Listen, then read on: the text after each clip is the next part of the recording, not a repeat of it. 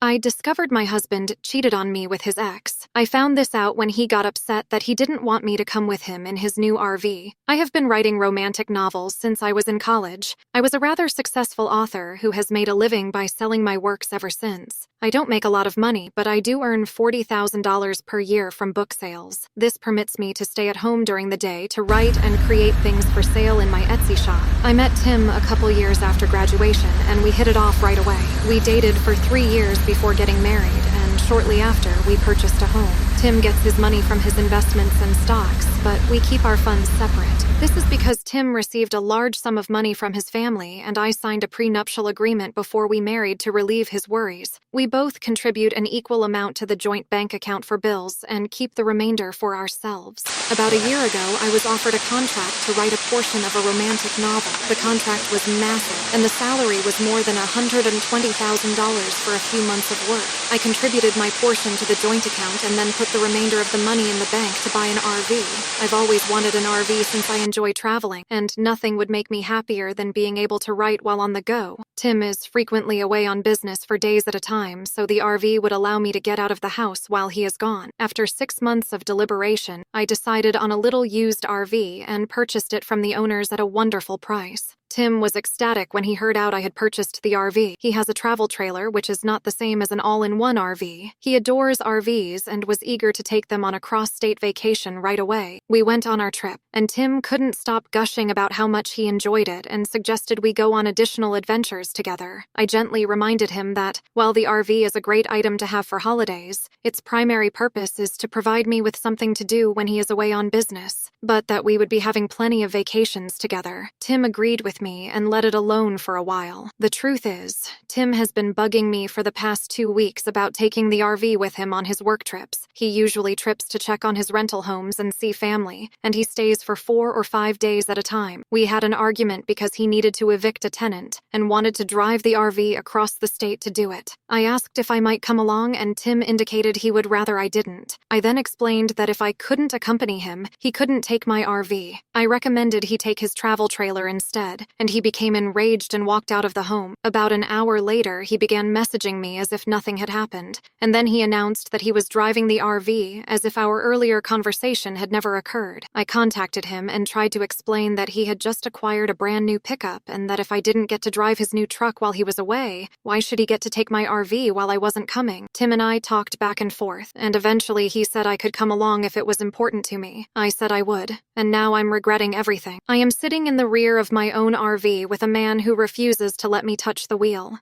It's been 3 days since this vacation began, and all Tim has done is whine about how amazing the RV trip would be if I weren't with him. It has made me evaluate everything about our marriage, from how we divide our finances to how we argue and work together. This is the first time something like this has happened, and I have no idea what to do. He is still ranting as I type this, and he has never done so before. Update. I promised to update, but things got hectic, and this is the first time I've had. My entire issue makes me really emotional, so please forgive me if my message is not as logical as I would like it to be. When I wrote my first post, we were on the road in the RV, and my husband bitched at me from the driver's seat. You all gave me some excellent advice on what I should do, and I listened to a few people who claimed that he was cheating on me. Tim had placed his iPad in the back of the RV to charge while driving. I'm not proud of it, but I managed to sneak his iPad into the bedroom when he was distracted by the road. He was logged into his email account, and I quickly scanned his inbox but found nothing odd. I then decided to check his mail folder and discovered that he had been conversing with his ex from college. Reading the messages made me sick to my stomach, but thankfully they were not physical yet. Translated into chat speak, his message to his ex was essentially, "I can't wait to get my hands on you." It had been years since I felt that mouth. I'm thrilled. I felt disgusted, but I attempted to remain cool. We were on our way to another state and intended to stop at his mother's place. I knew that if his messages were in the sent folder, he must have deleted them. Tim didn't want to be caught, so he tried to hide his traces. He wanted my RV so he could drive his ex throughout the state and have fun without leaving a credit card footprint. I photographed the emails and sent them to myself to preserve the proof. I then returned to the front of the RV, acting as if everything was fine. I apologized. Don't worry, I lied for my actions and offered that we seek assistance from his mother in resolving this. Tim said he was sorry and accepted my apologies. He said he was looking forward to utilizing the RV in the future and was happy I had come to see reason. I smiled and nodded, but on the inside I cursed his whole existence. We got to his mother's place, and I made up an excuse about needing to change because my clothes were wrinkled. Tim went inside without me, so I began dumping all of his clothes and stuff into a garbage bag. I then entered the house where Tim was sitting with his mother in the kitchen. He inquired what I was doing with the bag, and I said that I was giving him his clothing so I could leave. Tim became enraged and demanded to know what the fuck I was doing, leaving his mother perplexed. She questioned what was going on, and I replied, "I'm not sure. I'm waiting for Tim to explain why he was going to cheat on me with his ex." Tim's mother then began to cry and yell at him as he attempted to calm her down. I know Reddit isn't particularly religious, but Tim's mother is a fundamentalist. She had loved me since Tim introduced me to her, and it would be an understatement to say that she was furious with her immoral son. Tim never attempted to apologize to me. Instead, he chased after his mother and apologized to her. This made her weep even harder because she realized he wasn't even attempting to make amends with me. He was only apologizing to her. She hugged me and urged me to go home. She would handle her son. I thanked her, took the RV keys from Tim. This turned out to be a small wrestling match, and departed. I drove home crying, but at least I had gotten rid of my jerk ex-husband. The next day, Tim called and asked me to come back to him. He said it was all a mistake, and he apologized. I asked him why he didn't apologize at his mother's house and why he didn't say sorry as I handed him his suitcase. I informed him that he didn't care about cheating on me. All he worried about was how horrible he looked in front of his family. He tried to explain himself, but I interrupted him and hung up. I blocked him on all social media platforms and haven't heard back since. I hired a lawyer and have already begun the divorce process. Comment from the OP.